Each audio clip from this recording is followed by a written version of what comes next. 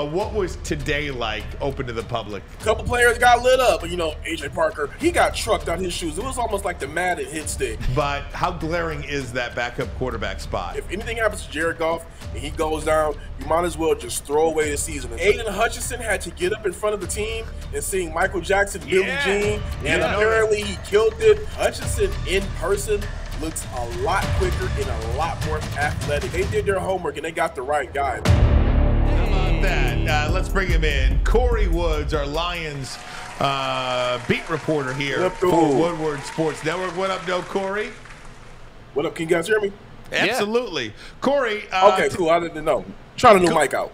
Oh, looking good, man. Hey, Kory, first things first. Big deal today, open to the public.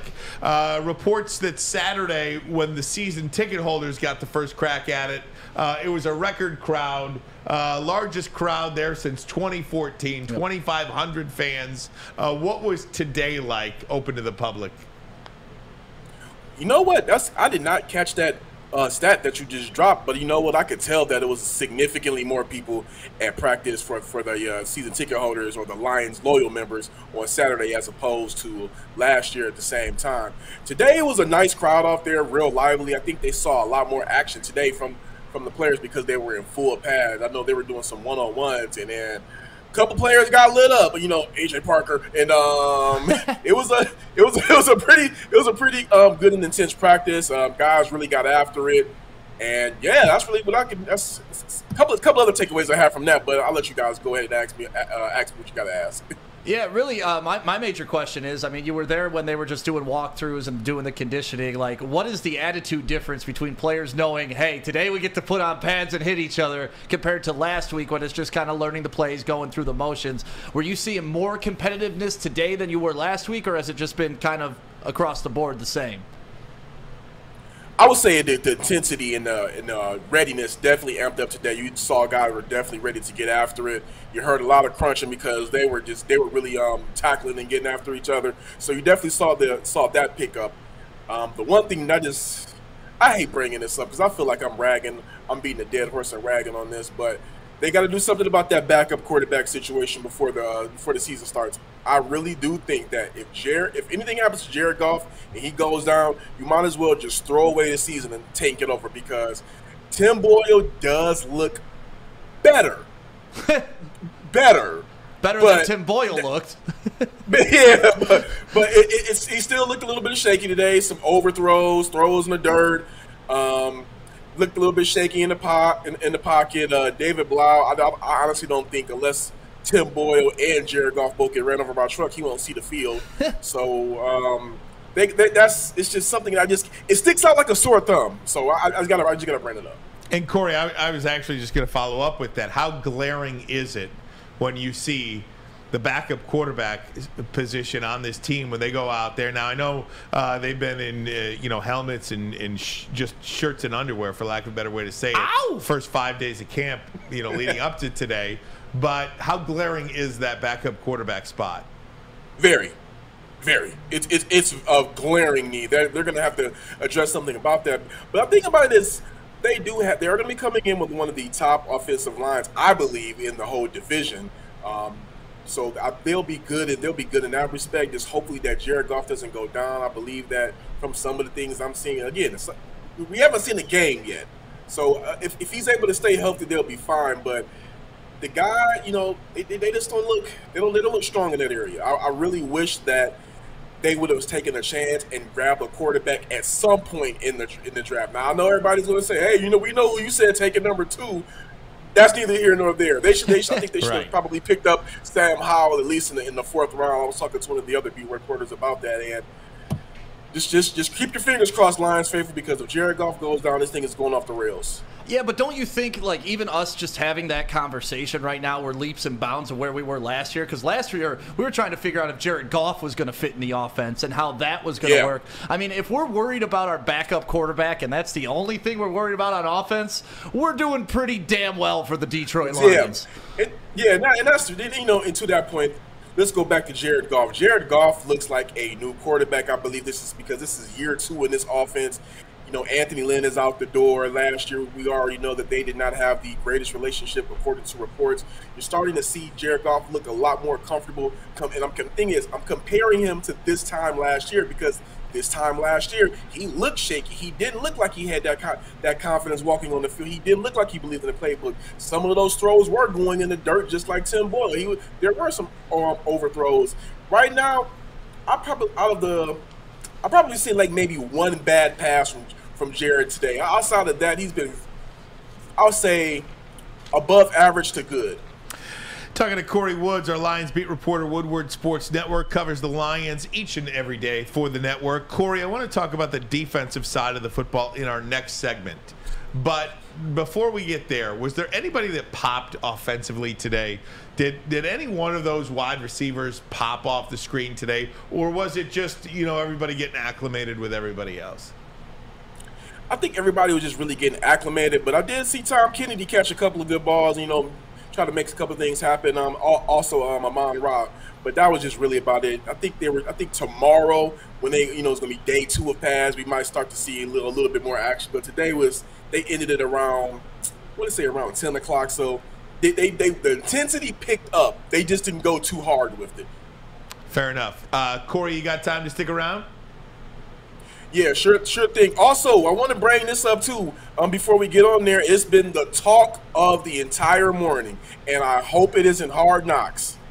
Apparently, over the weekend, Aiden Hutchinson had to get up in front of the team and sing Michael Jackson, Billie Jean, and apparently he killed it. So we're just all keeping our fingers crossed that we get to see that in Hard Knocks. I do know that with the one-on-ones, that clip is going to be in there today because when they started getting after it from this time last year till now, I never heard Dan Campbell raise his voice to that decibel. And those Hard Knocks cameras definitely got out there before that happened. So I want to hear every single word you said. I believe that's good. I don't believe they're going to leave that part of the cutting floor.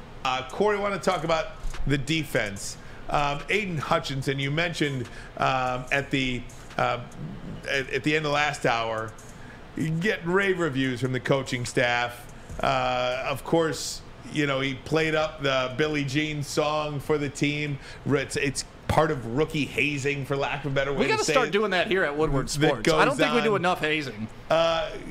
He seems to be passing every test, Aiden Hutchinson. What's your take today for the first week of camp? Looks good. I mean, last week I think where we really saw some flashes out of him, even though again there was no pads, but he got past Panay Sewell a couple of times. Really showed his athleticism, and I want to echo something that Aaron Glenn said earlier today, that Hutchinson in person looks a lot quicker and a lot more athletic than what I initially thought. So they did their homework and they got the right guy. But so far he looks good. I expect to see a little bit more out of him tomorrow. Again, like I said, they were in the pads, going through a little bit of walkthroughs, but yeah, we're good. Hey, one of the things that Dan Campbell said today at the press conference too was he just gets it. He knows when to keep his mouth shut. Even though he's a first-round pick, he's still got to earn the respect of all of his teammates. He only speaks when spoken to. Little things like that go a long way in an NFL locker room. That means something, doesn't it, when you act that way? I mean, I would say so. I mean, with all of the hype that was surrounding around him, we've seen from NFL or in any other type of sport, like maybe the NBA, those high draft picks, they'll come in and they think it's all about them. They know more than anybody. Hey, y'all drafted me here. I'm tough. I'm the top of the line, whatever. He's not coming in like that, according to the coaches. And just from his demeanor, from me seeing him walk around the practice field, he's engaged. He's getting after it. He's constantly in conversation with his fellow teammates and coaches, and it looks like he's just one of the guys right now. I mean, it's you almost forget that last year when Panay came in, there was just such a big hoopla around him because they drafted a generational offensive lineman. With Aiden, they still got a great pick, but right now he just seamlessly fits in. He's almost like he's been there. Yeah, I mean, early on you could tell him and Dan Campbell are similar in thought process and just energy. I know we're talking about the defensive side of the ball, but one of the things that I love when they put on pads is watching particular matchups. And when you got an Aiden Hutchinson, he's going to either be going up against Taylor Decker or he's going to be going up against Panay Sewell, mostly in practice. And I was on Twitter earlier today telling people, like, listen, steel sharpens steel. When these guys are going at it all practice long, they're only getting better, the both of them. And that way when game days come, it should be relatively easier than going up against those guys in practice. Did you see any of those one-on-one matchups that caught your eye today? No, it happened so quick. And like I said, I want to go back to that AJ Parker match. That's when they were doing like one-on-one. I can't remember who he was trying to hit, but he got trucked out his shoes. It was almost like the Madden hit stick. And, you heard the oohs and the ahs from the crowd. It happened so fast. You might, gotta wrap it easy. Maybe he saw, because I was actually on our Twitter trying to get a clip out, and then boom, you just see you see his legs kind of like go off the ground a little bit, and he kind of fell over. So, I mean, that was the hit. Hey, Kory, a lot of talk coming into this offseason about Jeff Okudah. How's he looked to you? Jeff Okudah looks good. He looks really healthy. I actually posted a picture about him. He's in great shape. And you won't really be able to see what he can do until that first preseason game or that first game, because, I mean, he virtually lost last year, and then he didn't really get to play as much as he could have in his rookie year. So he looks good in practice. We just got to see what happens when he takes the field. Is on the defensive side of the ball, is that where you're kind of seeing the most position battles? Because I feel like offensive side, we know everything except the wide receiver depth chart, right? But we know the wide receivers that will be playing. We just don't know where they're going to be slotted on the depth chart. On the defensive side of the ball, does there tend to be a lot of competition going on compared to the offense, where they're just trying to refine? Yeah, absolutely. I mean, pretty much today they just Aaron Glenn already pretty much said that we should have expected based off of what he did last year. Amani Oruwariye is going to be the number one cornerback, and then right now Will Harris and Jeff Okudah are going to be competing to play opposite of him. And according to what the things that Glenn has seen, Harris is looking pretty damn good and giving him a run for his money. So it's going to be that. Look for that to be a close competition. He also said that, as far as with the safeties, he's loving seeing the pairing of Deshaun Elliott and Tracy Walker out there a lot. So that was he gave them rave reviews earlier today. One guy, but here's two guys that I want to bring up that while everybody's looking at talking about Aiden Hutchinson or Jeff Okudah, Dan Campbell and Aaron Glenn both said this when they were asked about which two players they were excited to see in full pass today. They said Malcolm Rodriguez and James Houston. And James Houston, I saw him last week again. It wasn't in pads, but he was getting off the ball very quickly, showing that speed. I spoke with him after practice today, and he just said that he feels that this scheme complements everything that he can do well. He feels that wherever the coaches decide to place him, he's going to be able to thrive and excel. He did say that the intensity coming from college to NFL is quite an adjustment, but he said he doesn't live with any problems moving forward. And just keep in mind, those are two rookie linebackers at a stiff position of need. I mean, they desperately need a linebacker on this team. If one of those guys, Houston or Rodriguez, and heaven forbid Jared Davis, I mean, they need one of those guys to pop.